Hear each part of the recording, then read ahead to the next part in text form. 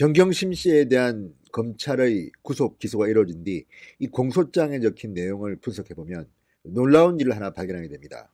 바로 가장 핵심적인 혐의 중 하나인 뇌물죄가 빠졌다는 겁니다. 왜 검찰은 뺐을까요? 자, 이것과 관련해서 결론은 이겁니다.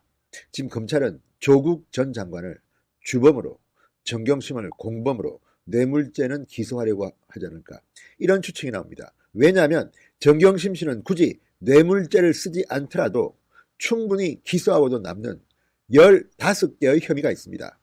굳이 뇌물죄를 쓰지 않더라도 무조건 정경심 씨는 구속 기소할 수 있습니다. 반면 미리 공소장에 조국 전 장관과 정경심 씨가 공범이라는 것을 쓰게 되면 이 문제에 대해서 조국 전 장관 측이 컨닝을 하게 됩니다. 미리 알고 대비할 수가 있다는 겁니다. 따라서 검찰은 가장 핵심적이고 가장 중요한 이 뇌물 혐의에 대해서는 뺀 것으로 보입니다. 어쨌든 전부 다 의아해했습니다. 왜 정경심의 구속 기소 공소장에는 뇌물 혐의가 쏙 빠졌을까? 이미 상당히 많은 언론에서 그리고 검찰의 발표 등을 통해서 확인된 내용입니다. 자, 2억 4천만 원, 최소한 2억 4천만 원. 합하면 훨씬 더 많은 액수를 정경심 씨는 주가 거래를 통해서 챙겼다. 그리고 이 돈은 미공개 정보를 이용한 것이기 때문에 뇌물로 해석할 여지가 충분히 있다. 더구나 정경심 씨가 결정적으로 2억 4천만 원 정도의 주가 시세 차익을 챙길 수 있었던 그 거래에서 바로 당일날 조국 전 장관이 청와대 인근 ATM기에서 5천만 원을 정경심에게 송금한 사실이 포착됐습니다. 그래서 조국은 더 힘듭니다. 자, 조국이 주범이고 정경심이 공범일까요? 이번 주 중 조국 전 장관을 소환할 예정인 검찰이 어떻게 조국을 몰아붙일까요? 진성호의 융단 폭격 시작합니다. 조국 전 장관 부부를 융단 폭격합니다. 방송에 앞서 아직 진성호 방송의 구독자가 아니신 분들은 붉은색 구독 버튼 눌러주시면 감사하겠습니다. 이번 공소장에는 정경심 씨의 WFM 주식 저가 매수에 따른 뇌물 혐의가 빠져 있습니다. 아시다시피 WFM은 조국 일가가 투자한 사모펀드의 운용사 코링크 P가 소유한 인수한 그런 회사입니다. 원래는 영어교재 회사였는데 2차 전지 사업으로 영역을 확장했습니다. 이것도 조국 전 장관의 민정수석이 있을 때 문재인 대통령이 2차 전지 사업 계획을 발표하기 불과 한 달여 전에 이 사업으로 영역을 확장했습니다. 미리 정보를 듣고 한 걸까요? 아니면 무슨 뒤에 사연이 있었을까요? 아무튼 놀라운 일입니다. 정경심이 손을 댄 이 사업들은 전부 다 정부의 미래 정책들과 연관된 것들이 많습니다. 그런데 문제는 이 주식을 사면서 정경심은 차명 계좌를 이용했습니다. 지금 정경심은 이미 6개의 차명 계좌를 통해서 선물 투자까지 한 것으로 확인되고 있습니다. 그런데 이 시기가 중요합니다. 조국이 청와대 민정수석으로 재직할 당시입니다. 그렇기 때문에 주식에 대한 투자는 금지되어 있습니다. 그래서 차명으로 한 게 아닌가. 그렇다면 무조건 정경심과 조국은 공직자윤리법을 위반한 것입니다. 부부는 경제 공동체이기 때문에 정경심이 이렇게 주식을 샀다면, 직접 차명으로 샀다면 이것은 공직자윤리법 위반에서 빠져나오기 힘듭니다. 문제는 비단 공직자윤리법만 어겼냐는 겁니다. 뇌물 혐의는 없나 이겁니다. 자, 일단 WFM 주식 저가 매수 이 건에서만 이미 2억 4천만 원을 챙겼다고 검찰은 보고 있습니다. 자, 2018년 1월입니다. 주식 12만 주 약 6억 원어치를 시세보다 2천 원 싼 주식당 5천 원에 샀습니다. 차명으로 샀습니다. 그것도. 그렇다면 이건 2억 4천만 원 정도의 시세 차익을 이미 획득한 겁니다. 그런데도 조국 전 장관은 인사청문회 등에 나와서 펀드 운용사에 대해서 전혀 알지 못한다. 블라인드 펀드라서 어디에 투자했는지도 모른다고 해명을 했습니다.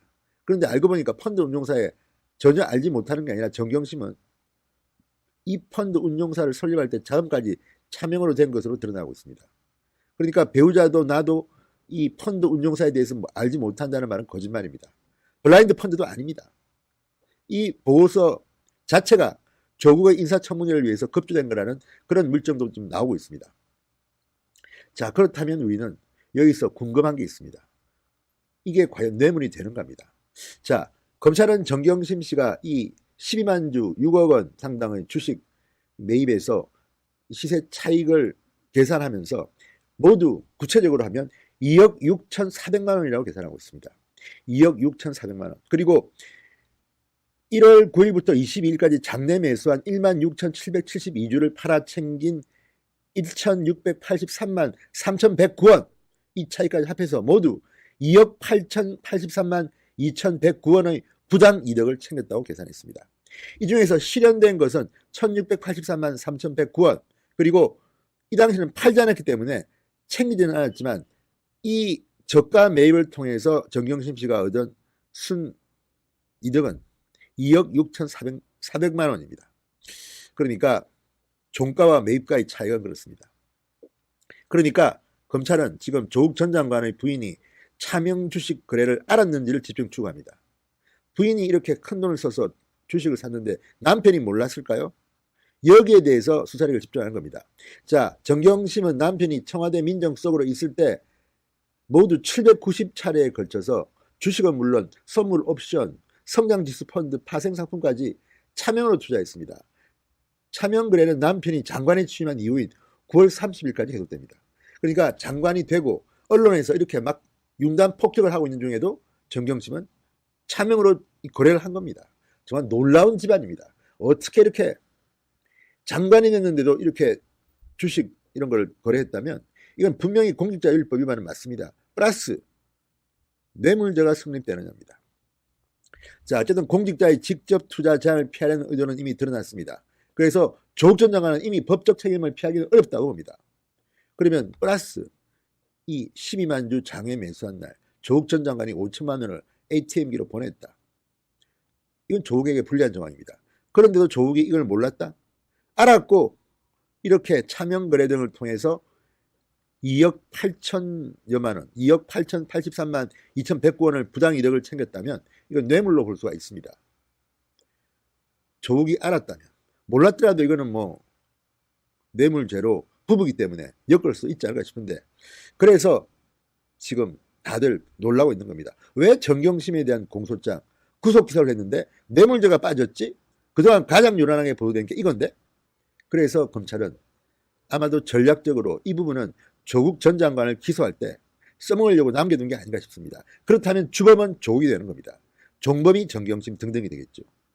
자, 이번 이 건은요, 조국 전 장관이 주식의 투자를, 부인의 주식 투자를 몰랐다면 뇌물죄를 적용하기 어렵다는 일부 반론도 있습니다만 지금은 그렇지 않습니다. 청와대 민정수석이라는 자리는 포괄적인 뇌물죄가 적용될 수 있다는 게 중론입니다. 특히 박근혜 정부 때 이 최순실 게이트 때 했던 걸 보면 청와대의 수석들은요, 그래서 여러분 아시겠지만 뭐 조윤선, 뭐 우병우 다 이런 식으로 다 몰아갔습니다. 포괄적인 책임이 있는 겁니다. 자, 주식을 직접 주는 식으로 해서 만약에 경제적 이익의 변동이 없다고 하더라도 실현된 1,000몇만 원이 있습니다. 그리고 또 하나, 엊그제 이 조국 전 장관의 딸 부산대 장학금 관련해서 노환중 부산의료원장을 또 소환했습니다. 왜 했을까요? 1,200만 원입니다. 조국 딸이 받은 장학금 1,200만 원, 이것도 김영란법에는 저촉된다고 합니다. 뇌물죄로도 엮을 수 있다고 합니다. 자, 조국 주범으로 뇌물죄로 기소될 가능성이 대단히 높습니다. 이게 오늘의 결론입니다. 진성호의 윤단 폭격이었습니다. 여러분 감사합니다.